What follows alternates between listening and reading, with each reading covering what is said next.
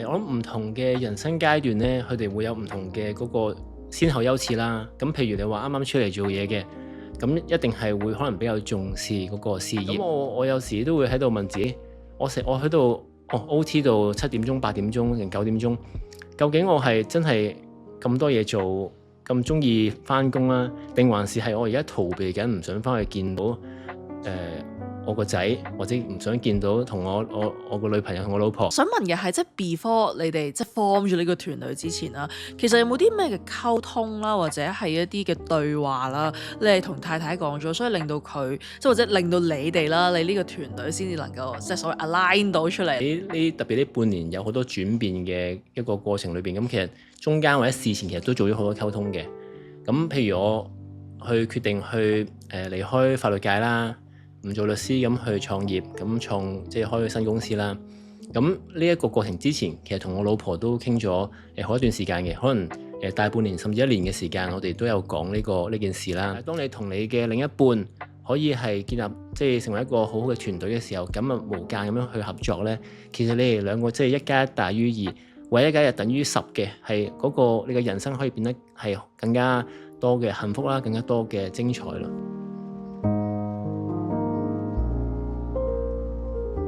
Hello， 大家好，歡迎收睇咧我哋呢一個幸福關係投資學啊。咁你喺我身邊咧，繼續有阿 Pan 啦，感情導師啦。咁今日我哋咧就係會探討另一個好常見嘅問題喎，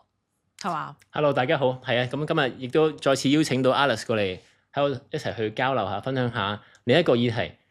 工作狂點樣去平衡關係咧？係，我諗呢個咧其實係好多香港人都會面對嘅問題啦，因為好多香港人其實我哋即係 OT 係平常事嚟噶嘛。尤其是好似 Pan 啦，你之前係一個律師啦，我好想八卦了解下，其實當其時你忙起上嚟咧，可以有幾忙噶？律師就我諗典型嘅工作強度比較強嘅一個職業啦。咁我自己就當時做一個企業嘅律師嘅，咁主要有做過 IPO 啊，有過 corporate finance，有做 M&A。咁做 IPO 嘅時候咧，咁其實就嗰個項目咁就嗰個進度好多時比較緊啦，咁所以好多時要即係捱更抵夜，做到凌晨1-2點咁先至收工。有啲情況試過可能係做到2-3點，跟住翻屋企好快咁沖涼瞓覺，第二朝起身之後瞓咗3-4個鐘之後又要翻工去換衫去再翻工，咁可能要持續1-2個禮拜甚至更長嘅時間。咁所以都係喺有啲項目有死線 deadline 嘅時候，咁其實大家都要去趕咯。所以其實真係唔使拍拖或者唔需要家庭關係嘅。咁有呢個項目有啲 deadline 嘅時候，咁其實係真係會冇時間去拍拖啊，冇時間去照顧其他嘢咯。OK。咁但係當時即係我知道你同太太啦初相識仲拍緊拖嘅時候，其實你都做緊呢份工作噶嘛。咁但係嗰陣時喺你最忙嗰2個星期啦，個情況係點㗎？你同佢嘅關係會唔會嗰1-2個禮拜都會比較僵、比較唔好咁樣㗎？我啱相識佢嗰陣時，我哋19年啦。咁19年嗰陣時都係即係香港嗰啲經濟都係比較暢旺，市場比較暢旺啊 ，IPO 比較多。咁我覺得當其時我都比較忙啲嘅。咁所以當時其實咁我都即係自己都好重視去呢個同女朋友嗰個關係去拍拖。咁所以我盡量我都會抽時間，其實每日點都會可能同佢傾下電話啊，咁啊去發信息，大家去保持住最低限度嘅溝通咯。你嘅求生意欲非常強啊，所以女朋友都冇乜詐型啦，係嘛？OK。咁你係即係環顧身邊人啦，即係可能身邊都好多其他嘅專業人士啦，你留意佢哋咧喺關係上面咧有啲咩嘅通常會出現嘅情況㗎？講到專業人士，其實我做律師啦，咁當時做律師，咁身邊亦都有好多係會計師啊，或者做銀行嘅朋友contact 啊，咁其實都見到其實當你去講呢啲項目，係做呢啲譬如 IPO 啊大項目嘅時候咧，咁其實係一定會影響到嗰個家庭嘅關係啊感情嘅。其實大家都可能由朝到晚都係喺嗰個 printer 喺嗰個印刷嗰個商公司嗰度去大家一齊去趕嗰啲嘅死線嘅。咁變相其實你除咗即係翻屋企瞓覺，基本上都係留喺嗰個printer 或者公司嗰度。咁呢個情況咁就冇時間拍拖咯，冇時間去維繫關係。可能你即係只可以係食飯啊、上廁所嘅時間去打個電話同佢傾下偈。咁就即係會有影響咯。又或者會唔會有啲人咧，咁當然啦，成功人士之所以成功，因為佢哋嘅目標感好強啦，佢可能望住目標就出發，咁變咗可能佢眼中只有嗰個，例如一個事業目，可能當要傾成嗰個生意，嗰個生意係幾百萬嘅咁樣，咁所以因此就會忽略咗可能身邊嘅其他嘢啦，即係例如可能同伴侶嘅關係、同家庭嘅關係等等。咁會唔會有啲狀況就係因為呢啲即係成功啊專業人士，可能長時間都係呢種話好目標為本嘅，望住個目標出發，令到佢哋都會覺得自己好似其實我唔需要關係咁樣㗎。我諗我諗唔同嘅人生階段咧，佢哋會有唔同嘅嗰個先後優次啦。咁譬如你話啱啱出嚟做嘢嘅，咁一定係會可能比較重視嗰個事業。咁我自己當時我出嚟啱做律師嘅，咁我亦都好重視，我想做好呢個律師嘅工。咁所以我都會好拼搏咁樣去做啦。咁唔怕唔介意會做多啲嘢嘅。咁最緊要做好佢。咁你想做好嘅時候，有時即係冇辦法，咁就要去加班啊、OT 啊。咁呢個，所以當時嘅話，咁可能我嗰個感情喺我嗰個人生嘅嗰個先後優次會排得係後少少嘅。咁但係咁我亦都留意到，即係我自己都係啦。咁你做咗10年8年嘢之後啦，咁你開始事業一路慢慢咁上去，咁我會就係諗翻就係，我係咪應該要去調整一下嗰個 priority 咧？咁所以我自己我都好刻意咁，我都會着重咁提醒翻自己就係工作重要，但係事業個關係感情亦都係同樣重要咯。所以都係繼續目標為本，向住個目標出發，但只不過係適時即係唔同嘅時候就轉換一個唔同目標。會唔會留意到有啲人其實反而係覺得用工作去作為一個逃避，又或者係一個藉口，令到佢哋唔係去真係去睇下自己嘅關係係點樣㗎？呢個我留意到香港就好多係好認真工作啦。香港特別講律師啊、會計啊，其實嗰個你可以話其實個 OT 文化係幾嚴重下嘅，或者銀行都係啦。咁我明白嘅，即係喺項目講死線嘅時候，即係 IPO 你要喺3個月之內要入書，要去上市嘅。咁嘅情況其實大家係會係好容易就係全心全意投放喺個工作上面，變相就係你冇咗嗰個時間同埋冇咗嗰個心力去陪你女朋友、陪你老婆、陪你仔女。咁你問我係咪會唔會令到麻木咗或者可能去逃避咧？咁其實我覺得有嘅。我自己就亦都有少少嘅體會，就係有時候返工你專心一心一意去做一件事咧，其實唔難嘅。你做得好嘅話，其實你 keep 住去做嘅話，其實越嚟越上手。咁工作上面嘅呢樣嘢你可以控制到，但係好多時候你返到屋企，要同小朋友去玩嘅，甚至同佢換片嘅，要去同佢去講故事嘅。跟住有時可能面對小朋友嘅時候喺度發蚊疹啊，喺度尖叫點解又喊嘅，反而佢返到屋企咧係仲加難。咁我有時都會喺度問自己，我喺度OT 到7點鐘、8點鐘定9點鐘，究竟我係真係咁多嘢做，咁鍾意返工啦，定還是係我而家逃避緊，唔想返去見到我個仔，或者唔想見到同我個女朋友同我老婆。即係我會留意到就係其實好多嘅即係好認真工作嘅人，有時候我會喺度問下就係，究竟你係真係咁熱愛工作啊，定還是你係因為工作容易而選擇去投放喺工作嗰度，而去逃避迴避返你嘅其他嘢？即係呢個問題其實都可以，我諗可能係 for 所有人啦，未必淨係話係咪人士啦，都可以定時定候問下自己，即係 check in 翻其實，咦你做緊嗰樣嘢係咪真係以為自己哇可能咁多嘢做啊，咁熱愛啊，還是背後仲有其他嘅一啲 agenda、一啲其他諗法咁樣？我諗可能除咗話容唔容易之外，係容唔容易控制咯，我會咁樣形容。即係工作上嘅嘢，可能嗰啲手板眼嘅功夫，但係關係都真係好難控制㗎嘛。係咯，咁所以可能翻去 Pan 分享啦，即係曾經亦都試過有一段階段，即係忙到天昏地暗，成日好多 IPO 嘅嗰排個市好旺，咁都可以維係到，即係同當時伴侶啦，即係而家嘅太太啦，維係到個關係喎。其實係有冇啲方法係做到呢件事，令到你同佢嘅關係都可以受控咧？咁我認識咗我老婆，即係我當時嘅女朋友啦。咁之後咁其實工作嘅嗰個強度受，咁其實都會有時間，咁我都會盡量係安排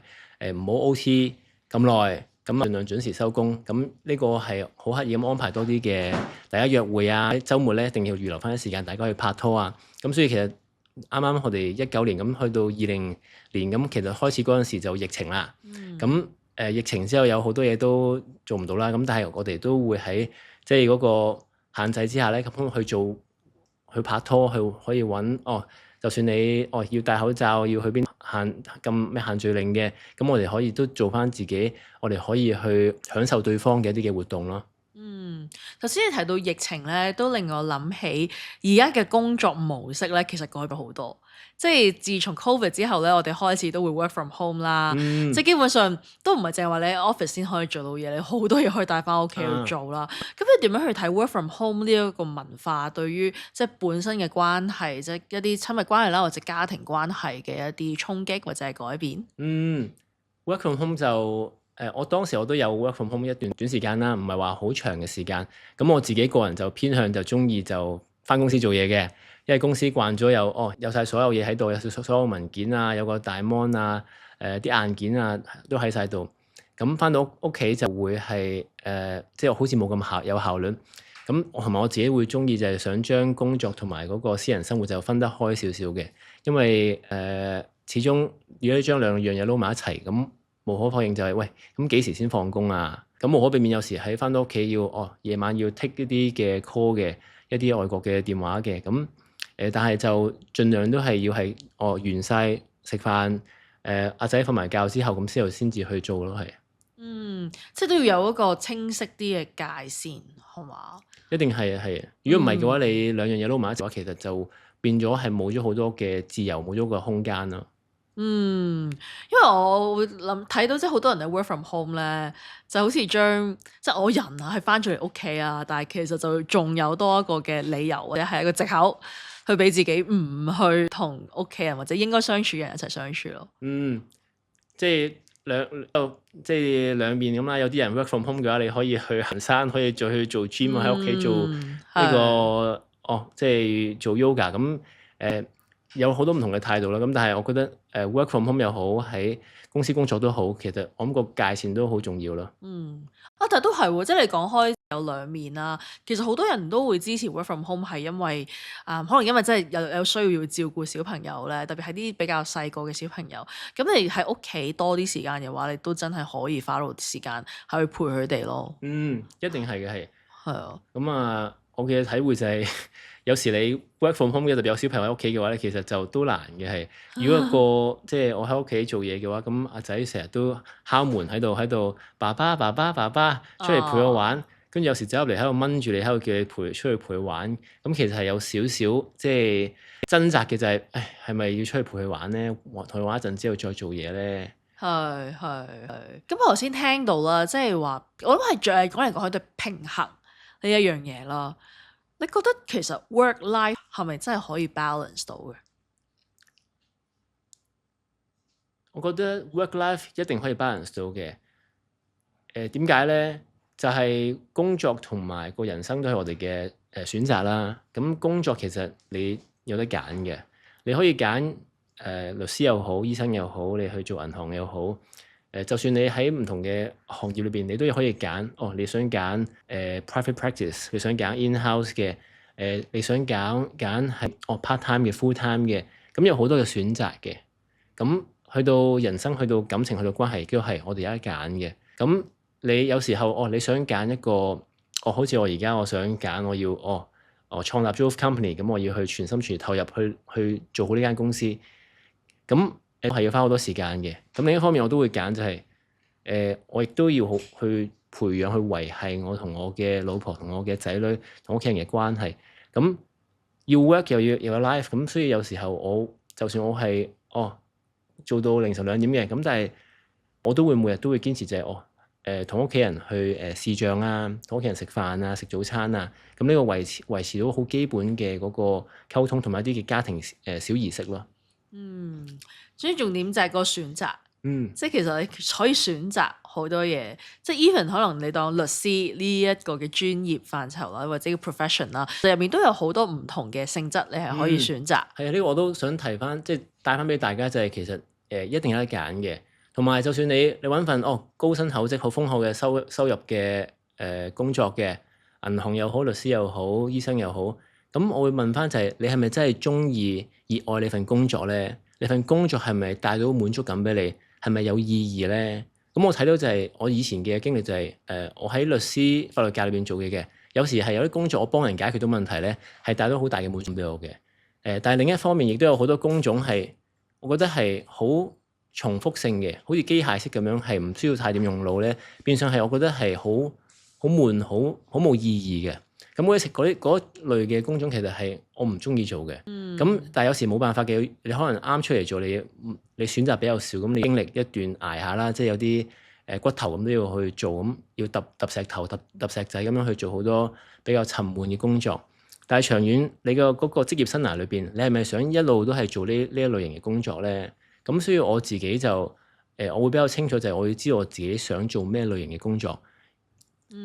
咁係工作係咁，跟住家人都係咯。即係要揾翻個清晰嘅目標，或者自己真正想要嗰一樣嘢。係啱係，明白。因為咧嗰個關於個 work-life balance 啊，我都聽過有啲即係可能成功嘅人士分享啦。其實佢哋覺得有啲人覺得 work-life 係唔會 balance 嘅。因為對於佢哋另一套嘅睇法啦，我分享下，即係一係你揀 work，一係揀 life。你做嗰陣時，你就可能100% 全程投入咁樣去做。咁因此你嘅人生先會得到嗰個成功啦。咁我聽到或者我理解到嘅有啲人咧，即係可能如果當一個電腦嘅 CPU 咁樣去比喻啦，佢可能個 CPU 咧就係會真係100% 淨係喺嗰刻處理嗰一件事。咁但係咧，可能頭先你分享嗰套啦，就會係可能你嘅 CPU 係100% 咁計啦，咁可能你會有70擺出去工作，30放喺家庭，係咪咁嘅意思啊？我又未必需要係70-30咁樣分配嘅，而係嗰個你用唔同時段、唔同時間、唔同嘅空間係運行緊咩程式咧？即係用個 CPU 比喻咁，其實你工作嘅時間由9至5嘅時候，9至6嘅時間，咁其實100% 專注喺嗰個工作，其實我100% 投放喺嗰個 CPU 嘅嗰個資源嗰度，咁我完全係認同嘅，因為我覺得凡事應該都要全心全意去全程投入，做到最好啦。咁但係放咗工之後，咁你翻到屋企7點鐘、8點鐘、9點鐘呢段時間，咁你個 CPU 咁係咪仲係要運作，仲係要用嚟係諗一啲工作上面嘅事情咧？定還是應該係你可以轉換翻去運行翻一啲家庭嘅關係嘅一啲嘅應用程式？咁喺呢個轉換上面咧，阿 Penny 會唔會有你啲嘅心得可以分享嘅？會唔會有時就係會覺得卡住咗，好似即係個模式轉換唔到咁樣嘅都會？好容易啊，係我好老實講，就係最近我即係會創業，咁為咗份公司，咁其實會諗好多嘢啦，要做好多嘢啦，有1萬樣個 to do list 嗰個 items，咁做唔晒嗰啲嘢就永遠都咁，跟住翻到屋企咁，其實我都係其實無時無刻我都喺度諗緊嗰個工作點可以做好啲，有啲咩可以做，有啲咩需要做，跟住有時個仔同我老婆喺我身邊，咁其實我個腦其實都係諗緊啲即係公司嘅嘢，咁但係啦，我都會。即係有時要不斷咁提醒自己，就係喂，佢人喺你面前，即係你個心其實都要有時要搬翻嚟咯。咁呢一個係我自己都有啲掙扎喺度，就係點樣可以係做得好啲咧？呢方面，即係如果長期都係心不在焉嘅話，其實人哋感受到嘅。老婆同阿仔有冇俾過啲乜嘢嘅 comment 或者 feedback 嚟關於呢樣嘢？咁佢哋都即係老婆都好支持我，咁阿仔都好愛我嘅，咁係會有少少詐型啦，咁都會溫馨提示啦，咁但係我咁所以自己都要提點翻自己，咁翻到屋企就要去關機啦，工作一部嗰啲嘅 apps 咁關晒佢啦，咁就開始要去換翻去嗰個食飯真係食飯啊，同老婆去交流去傾偈啦，跟住同阿 B 玩啊講故事啦，真係同佢玩講故事啦。即係我 B 都 feel 嘅，一定 feel 到啦，係。有冇啲例子可以 share 下？例子就係佢會扯住我隻腳啊，喺度同我玩。喂，爸爸陪我，爸爸出廳，咁佢會喺度即係過嚟好主動。其實因為佢而家2歲幾咧，啱開始語言大爆發，佢識得表達自己好多嘅想法啦。咁所以其實佢都好清楚可以同我講，就係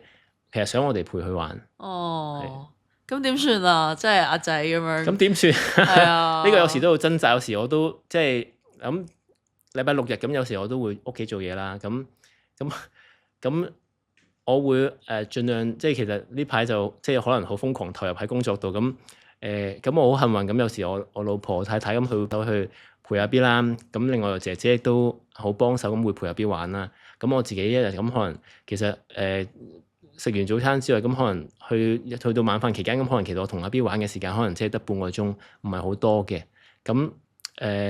呢個係我自己呢一刻嘅選擇。咁但係我都會盡量令到就係我同佢玩嘅時間，我會係高質量，即係全心全意陪佢咯。所以就算即係2歲小朋友啦，未話好識講嘢啊、諗嘢，但係其實佢哋收到，即係佢哋 feel 到呢刻爸爸係咪錯玩？呢個絕對 feel 到啦！呢個係頭先 Alice 即係拍片之前都同你講過，其實我阿宇即係佢之前就好愛我嘅，咁一路都係即係唔係第一就係排第2啦，計我哋姐姐去照顧者之外，咁佢以前翻到屋企咧，翻到屋企佢會喺度即係跑衝嚟攬住你嘅，跟住我抱佢飛啦，咁好溫馨好 sweet 嘅，因為以前係時冇教佢都會喺度衝埋嚟，咁有時後尾我有時教佢做啦，但係佢又唔做啦，咁但係去到近期咁其實工作比較忙，咁陪阿 B 嘅時間其實真係少咗嘅，咁相反我老婆咁其實佢同阿 B 嘅時間咧多咗好多，咁佢都好有承擔啦，咁佢都好支持我，咁佢多啲陪阿 B，咁最近咧其實我同老婆一齊翻到屋企咧，阿 B 佢有時佢衝過嚟跑，佢唔係再嚟跑我度嚟，而係跑去攬住媽媽。咁所以我睇到就係嗰個小朋友其實佢哋好清楚感受到就係邊一個係陪佢多啲啊，咁佢哋咁嗰個關係就會深厚啲咯。咁所以我而家我老婆嘅地位咧係已經係好遠超越咗我噶啦，而家喺我 B 裏邊好穩固嘅第1或者第2噶啦都係。係，咁有冇唔開心或者有啲有少少即係交集嘅覺就係唔開心嘅就係同阿 B 嘅距離感覺係遠咗嘅。開心嘅就係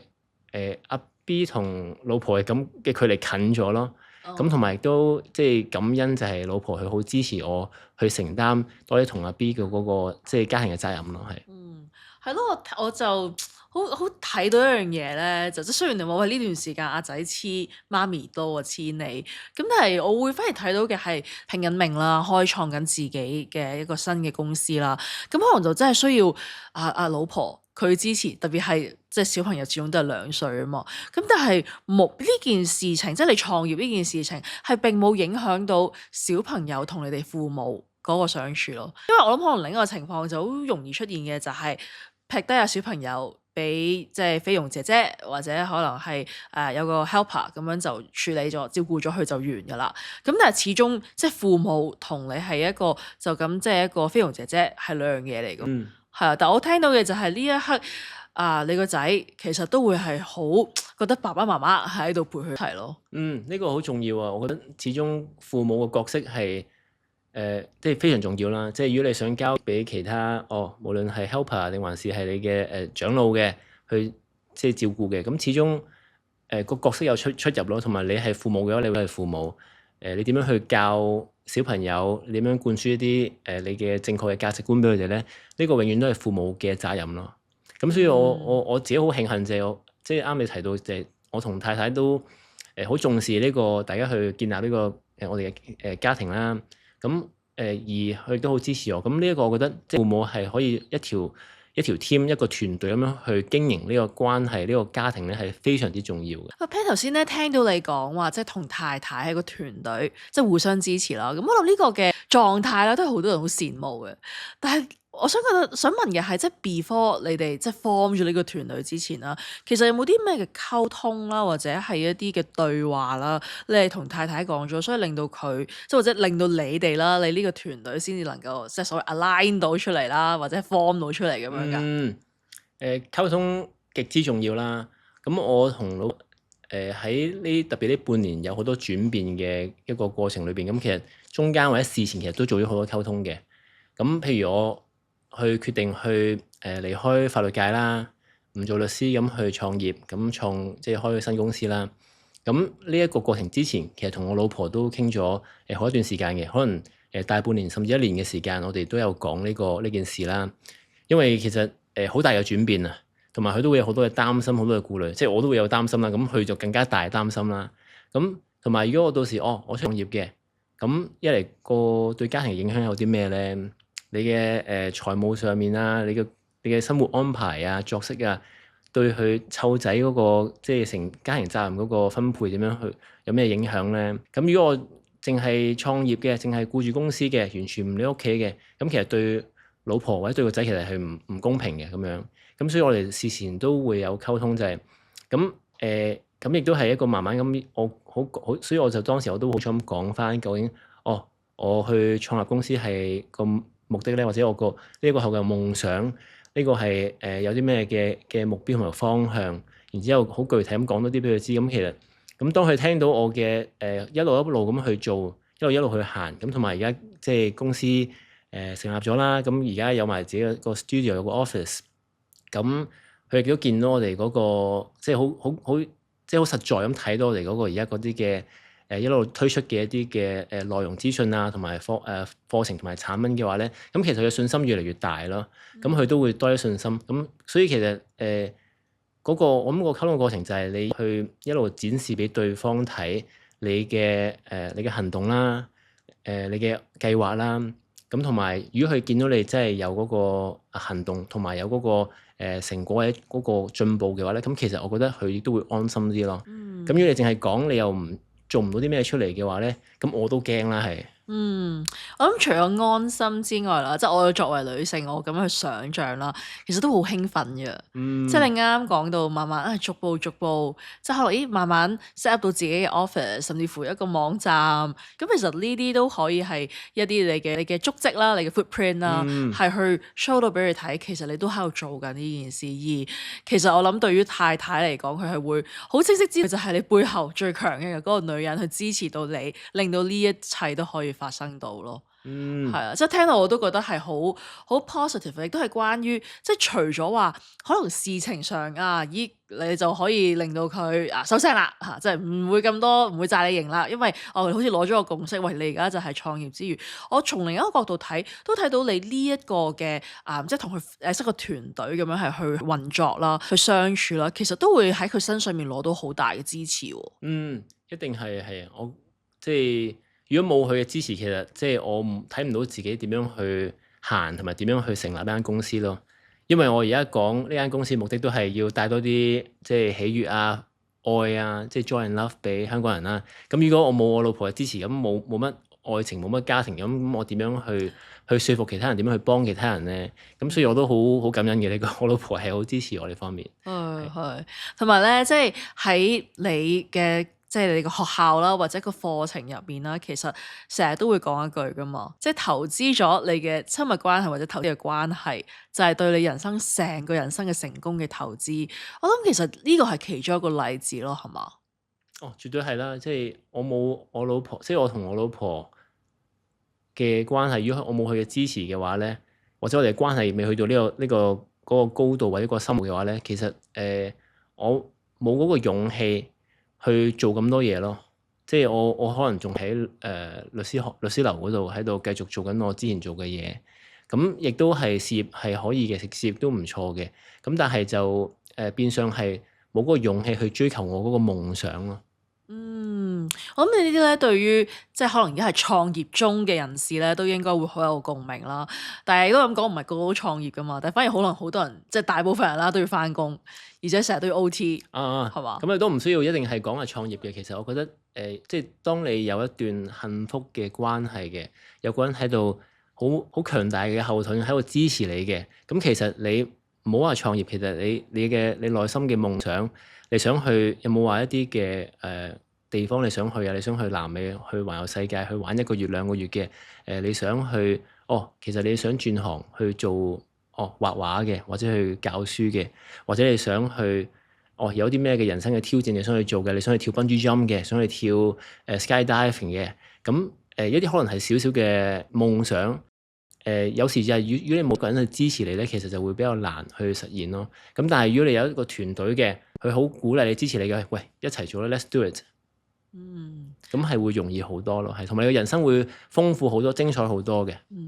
如果用一個 formula 去講，就係1+1大於2咯。絕對係。係啊，甚至乎即係都有講過，我哋會覺得哎呀，即係可能好多 OT 啊，令到你翻唔到屋企啊嘛。但係如果調翻轉，你有一個健康幸福嘅關係，會唔會有機會係即係 OT 係會減少咗嘅咧？絕對係啦，我都係嗰日都同你傾就係點解咁多人 OT 咧？有好多時 OT 即係除咗工作即係多嘢做啦，即係做唔晒之外咧，有時諗就係喂屋企有咩等緊你咧？你放咗工作有啲咩等緊你咧？咁如果你係有一個好幸福、好開心嘅家庭嘅，你好期待我放工之後可以翻去同老婆去約會、去食飯、去睇戲嘅，或者同個仔同女女去玩、去講故事嘅，大家去見證佢嗰個成長嘅，你有啲好你即係 looking forward to 嘅一個關係啦，一啲嘅活動，咁其實你會有好大動力就係喂嗱臨做好晒你手頭上嘅工作，喂我準時6點鐘我就要走噶啦。咁呢個其實我會就係你有一個幸福關係嘅話咧，你 OT 嘅話咧，應該係會少好多咯。因為你首先你有所期待呢一個幸福嘅關係，所以好似細個喂快啲做晒功課先可以落街玩或者睇電視，係有好大嘅動力去推動你去做得更加好、更加快啦，係。即係同時間你又唔係話 hea 做，求其馬虎地做完嗰份工，反而係你都想快啲完成咗佢，即係攞出真係可能你個100% 去投入地去做。絕對係啊！即係你可以用10個鐘頭去做一個6個鐘頭嘅工作啦，或者你可以用開行 turbo 120% 嘅去用4個鐘頭做6個鐘頭嘅嘢，都可以嘅。咁所以視乎翻你嘅狀態。咁而一個關係，你有一段即係好多人喺度支持你嘅，你狀態好嘅，你有關係好啦，咁你身體好啦，健康好啦，你專注力高嘅，咁其實你做嘢嘅效率力都會更加高咯。咁所以對你嘅事業啊，對工作啊，咁應該可以幫到你去做得快手啲，同埋可以減少你嘅 OT。哇！我覺得呢個係一個好重要嘅分享啊！即係一方面你又可以嗱，你嘅工作就可以順利完成到啦，仲要好高效地完成到啦。與此同時咧，你都唔需要犧牲你嘅私生活啦，你可以有一個好開心、好幸福嘅關係。即係我覺得呢一個係一個絕對係一個 win-win 雙贏嘅局面嚟嘅。絕對係呢個 win-win-win 啊！連埋你嘅仔女啊，你嘅家人可以無限伸展落去，即係你自己嘅健康有 win 啊，好多個 win 你都可以填到落去。係正，呢個係個理想嚟嘅。我而家都喺度掙扎緊，都係經歷緊。我都希望我可以快啲可以4個鐘頭做晒10個鐘頭嘅工作，咁可以翻去多啲陪好嘅太太同埋小朋友。非常好，我哋一齊望住呢個目標。咁啊，好啦，講翻，即係頭先都有聽到有唔少嘅呢啲 tips 嘅分享啦。我諗其實好多人都會喺呢個嘅困局入面啦，就係好似好多嘢做啊，走唔到啊，要 OT 啊。咁但係其實真正啦，如果要講翻我哋去平衡翻個工作同埋個關係嘅時候，有冇啲 tips 係可以分享到俾我哋嘅聽眾？有3個 tips 可以分享俾大家嘅。第一個我會同大家講就係可以停一停，拎低個紙同筆出嚟啦，或者拎你個 laptop 喺度開你個記事簿出嚟，寫低諗一諗就係你人生為咩咧？你工作為咩咧？你嘅家庭關係又係為啲咩咧？然之後諗一諗就係你想係追求啲咩？寫低呢幾個問題之後，然之後可以有你清晰知道自己究竟想要啲咩嘅時候，咁你可以再諗一諗，就係寫翻3個點，就係你呢一刻可以做嘅嘢，點樣去由呢一刻去改善你嘅無論係工作又好，事業又好，去可以立即去行動嘅。咁呢個第一個 tips 係，咁第二個 tips 係，當你寫清楚、寫低咗呢啲你嘅所追求嘅嘢啦，工作又好，事業又好，咁我會同你講嘅就係，當你有清楚知道自己想要咩嘅時候，唔好去太在乎其他人嘅想法。好多人會受到其他人影響，去好似好似係 live in other person's dreams， 係去為咗追求其他人同佢講佢應該要去做嘅事，或者係追求其他人同佢講嘅一啲嘅夢想，但係我會叫你諗下，就係究竟你而家做嘅嘢係你自己嘅夢啊，定係其他人？你父母同你講，你其他人同你講，社會同你講嘅夢，唔好太在乎其他人嘅想法。呢個第二個 tips。咁最後一個 tips 就係投資關係。投資關係頭先提到嘅就係會帶到你成個人生嘅成功，無論係健康、事業、財富，會俾到好多嘅積累，好多嘅好處理啦。咁好簡單具體講，點樣投資關係啊？就算你好忙嘅，你工作16個小時嘅，每天工作16小時，你可以每日用5分鐘、10分鐘，同你嘅太太去100% 全神貫注、好專注咁大家去交流，問下佢你今日有咩最開心嘅地方啊？今日有咩唔開心嘅地方啊？有啲咩我可以幫到你啊？同你個仔傾下偈就係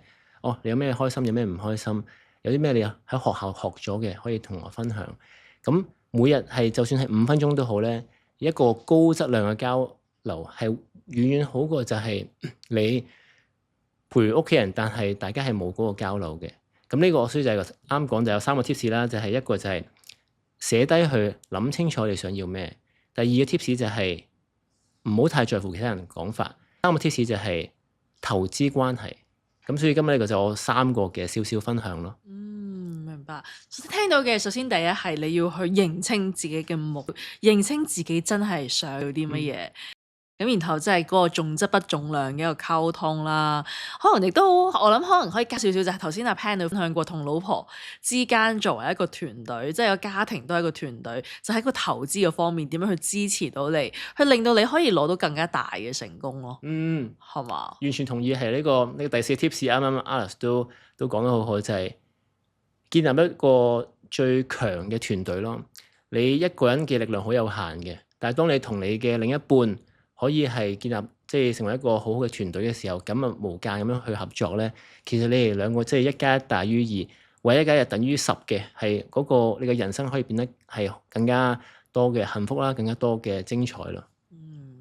哇！所以我覺得今集嘅分享咧含金量極高。簡單嚟說，就係一方面你又可以達成到你嘅事業目標，另一方面你嘅愛情啦，或者你嘅家庭嘅關係咧，其實都可以同樣地係咁精彩。又或者調翻轉講，就係因為投資咗你嘅親密關係，投資咗你嘅家庭關係，所以都容易導致到人生其他嘅成功咯。係，所以啱係啦。我哋嗰個有個口號就係其實投資關係就係投資你整個人嘅成功。咁今日集就大概到此為止啦。咁但係嚟緊咧，我哋有好多豐富嘅內容係同大家分享嘅。咁所以咧就請訂閱我哋嘅 subscribe 我哋嘅 YouTube 頻道啦。咁我自己個人咧每個禮拜都會有一個 newsletter 嘅。咁所以如果你未訂閱嘅話咧，立即訂閱我嘅 newsletter。咁都希望可以同大家分享多啲感情嘅關係啊、個人成長嘅心得嘅。除此以外啦，頭先咧 Pan 都有分享啲 tips 啦。咁我知道其實你都籌備緊個課程喎。係。咁我哋嚟緊10月咧會開班做呢個 relationship GPS 關係 GPS 嘅第1期嘅課程嘅。咁裏邊有我嘅relationship GPS 個導航係個框架啦。咁裏邊有好完整一套嘅方法，咁係有好多嘅豐富嘅內容，去全面咁去幫你去改善你嘅心態啊、習慣啦。去改善你無論喺個人成長啊、家庭、愛情同埋工作嘅嗰個關係嘅。咁而家現正招生㗎啦，咁所以你可以請你去樓下嗰個掣嗰度咧，撳下嗰個連結去加入我嘅 waiting list。咁我希望都可以幫到更加多嘅人去建立佢嘅幸福關係。係啦，所以咧，如果啦你都留意到咧，自己係因為工作而即係逃避家庭而瘋狂工作嘅話，你就要留意啦。因為咧透過阿 Pan 呢個有系統嘅課程啦，佢入面會有好多好實務性、好實戰性啲嘅技巧，又或者係呢個練習係會教到大家噶嘛。我知道，咁就可以幫助到大家啦，就會可以更加有效地去掌握到關係，令個關係唔再係一個好抽象、好難捉摸嘅一樣嘢，係你都可以掌握到、改變到嘅一樣嘢。如果你都係追求關係、追求幸福嘅專業人士啊，結咗婚嘅夫妻啊，或者係單身貴族都好咧，呢個課程或者我嘅資訊都會幫到你嘅。希望可以同大家一齊成長，一齊去尋找屬於你嘅幸福。或者我再再總結一次，好簡單就係、想做幸福嘅就報呢個 course 啊，一定係會有你嘅得着嘅。好，我哋今集就去到呢個位先啦，好嘛？咁多謝阿 Pan 嘅分享啦，今日都多謝 Alice 嘅，係啊，都學咗好多嘢。咁如果學到更加多嘢，就當然係繼續報 course 啦。咁大家都記得 comment、like、subscribe 我哋呢一個 channel，因為嚟緊都會有好多唔同關於關係上面嘅一啲嘅議題啦，我哋都會好同大家分享嘅。好多謝大家好，thank you，拜拜。，thank you，拜拜。